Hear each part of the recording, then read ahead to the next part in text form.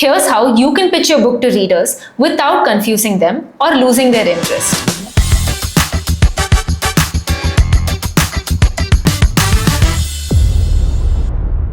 Imagine you're selling your book at a book fair and someone asks, "What's your book about?"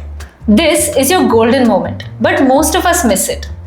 We start explaining our plot in so much detail that by the time we're done, they regret asking us in the first place. Instead, what you need is an elevator pitch. Just like companies are able to describe what they do in 1 or 2 sentences, you should be able to do the same for your book. An elevator pitch is a term given to a sales pitch that can be delivered in the space of an elevator ride.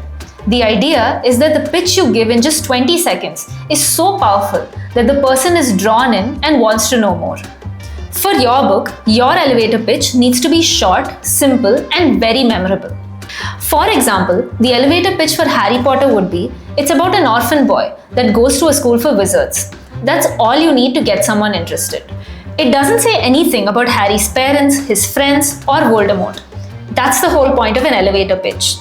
The only answer you should want to hear from a potential buyer is, "Hey, that sounds interesting, tell me more." So how do you write an elevator pitch for your book? Start thinking about the one thing that your book is really about. What is your book's central theme? What is the one thing that readers will take away from reading your book? Then write it down in 1 or 2 sentences. Don't cram the plot or list out all the characters. Just focus on the core idea and why it matters. And when you present this idea, make sure it leaves the listeners intrigued, curious, and leaves them wanting to know more. And once you've got that, use your pitch everywhere. In book events, on your social media bio, and in conversations.